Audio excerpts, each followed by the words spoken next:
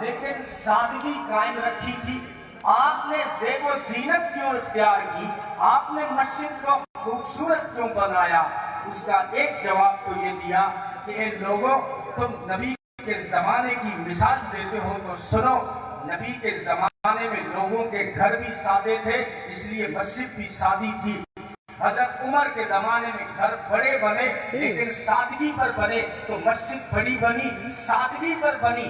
اب جس زمانے میں عثمان کی خلافت ہے، لوگوں نے خوبصورت گھر بنانے شروع کر دیے ہیں. مجھے غیرت آتی ہے کہ ہمارے گھر تو خوبصورت ہوں اور خدا کا گھر خوبصورت نہ ہو. اور پھر دوسرا جواب دیا، حدیث میں غور نہیں کیا، من بنا للہ مسجدا مثلہ، جو بنا اللہ لہ مثلہ، کہ جو مسجد بناتا ہے جیسی بناتا ہے ویسا گھر اللہ جنت میں بنائے گا.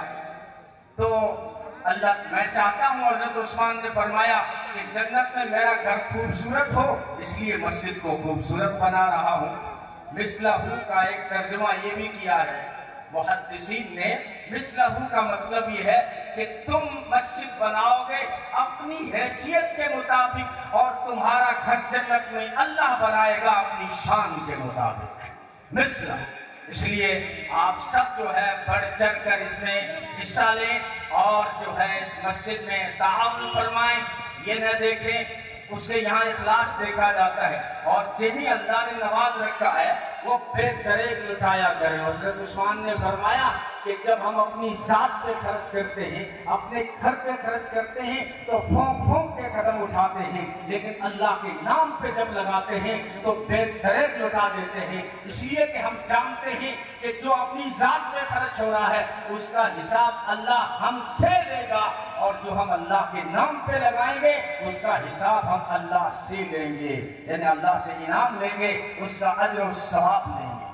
صحابہ یہ بات جانتے تھے کہ اللہ جو لوگوں سے مانگ رہا ہے وہ لینے کے لیے نہیں مانگ رہا، دینے کے لیے مانگ رہا ہے، دینے کے لیے مانگ رہا ہے. اس لیے ریس لگی صحابہ میں.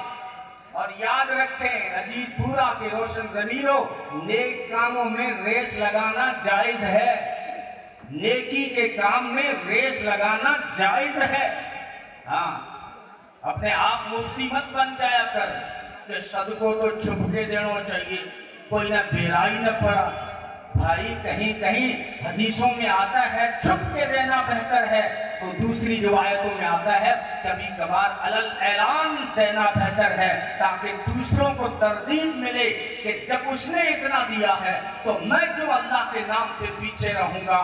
یہ ریس جو لگی ہے نیکی کے نام پر، غزوہ تبوک کے موقع پر مسجد نبوی کے آنگن میں جب اللہ کے نام پر مال لگانے کی کال آئی ہے تو پھر صحابہ میں ریس لگی ہے.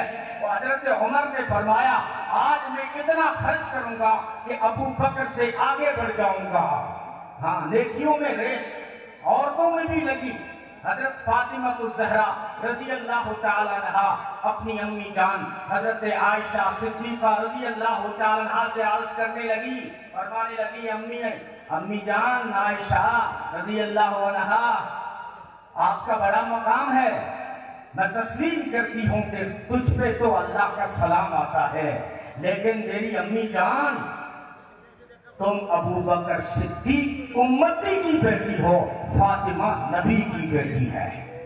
تو حضرت عائشہ نے جواب دیا، بیٹی اتنا ناز بھی مت کر، جن کا حوالہ دے رہی ہو ان کی بات بھی سن لو کہ تیرے اور میرے آقا صلی اللہ علیہ وسلم نے فرمایا کہ جب عورت کا قیامت کے دن حشر ہوگا اور میدان میں چلے گی جب حشر کے، تو اس کا ہاتھ اپنے شوہر کے ہاتھ میں ہوگا.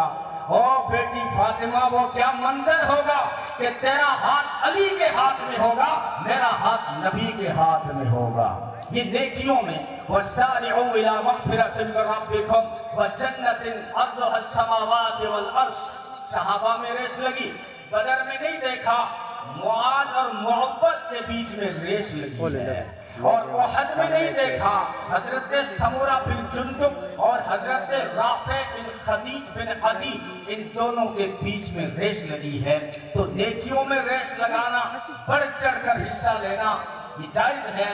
آپ بڑھ چڑھ کر اللہ کے گھر کی تعمیر میں حصہ لیں، اللہ آپ کو آباد کرے گا.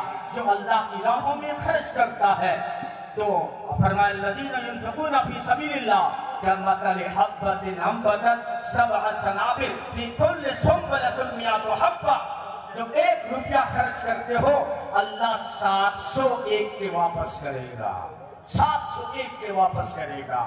صحابہ یہ بات جانتے تھے کہ اللہ جو مانگ رہا ہے وہ دینے کے لیے مانگ رہا ہے. آج باری آئی ہے اللہ کے نام پر لگانے کی، اس لیے جو ہے آپ بڑھ چڑھ کر حصہ لیں اور مسجد کو آباد کرنے کی بھی فکر کریں. جتنے بھی اس گاؤں میں، اس بستی میں، اس علاقے میں اللہ کے گھر بنے ہوئے ہیں انہیں آباد کرنے کی کوشش کریں، مسجدوں کو آباد کریں، مسجدوں سے جڑے رہیں. یہ ہماری ہدایت کے مرکز ہیں. اگر ہدایت چاہیے، رحمت اور برکت چاہیے تو مسجدوں سے جڑے رہو، مساجد کو آباد کرو اور مساجد کی جو ہے کوئی بھی خدمت ہے اس میں جو ہے مت ہچکچاؤ. کیونکہ میں نے حدیثوں میں بڑا غور کیا کہ مسجد کی کوئی ایسی خدمت نہیں جس پر اللہ نے جنت کا وعدہ نہ کیا ہو. مسجد بناؤ تو جنت، فرمایا مسجد کی طرف چل کر جاؤ تو جنت، مسجد میں صفائی کرو تو جنت، مسجد سے تنکا اٹھاؤ تو جنت، مسجد میں چٹائی بچھاؤ تو جنت، مسجد میں روشنی کا انتظام کرو تو جنت. حضرت تمیم داری رضی اللہ تعالیٰ عنہ نے سب سے پہلے مسجد نبوی میں دیا لگایا. نبی پاک صلی اللہ علیہ وسلم عشاء کی نماز پڑھانے آئے، دیکھا آج میری مسجد روشن ہے تو پوچھا یہ کس نے لگائی، یہ کس نے لگائی لائٹ، یہ کس نے روشنی کا انتظام کیا، کس نے جلایا چراغ، دیے کا انتظام کس نے کیا؟ صحابہ نے عرض کیا وہ جنوں والے بھائی نے. وہ حضرت تمیم داری جنوں کی دعوت پر اسلام میں داخل ہوئے ہیں. اس لیے جو ہے مسجد کی ہر طرح کی خدمت میں بڑھ چڑھ کر حصہ لیں. اللہ تعالی ہم سب کو کہنے سننے سے زیادہ عمل کی توفیق عطا فرمائے.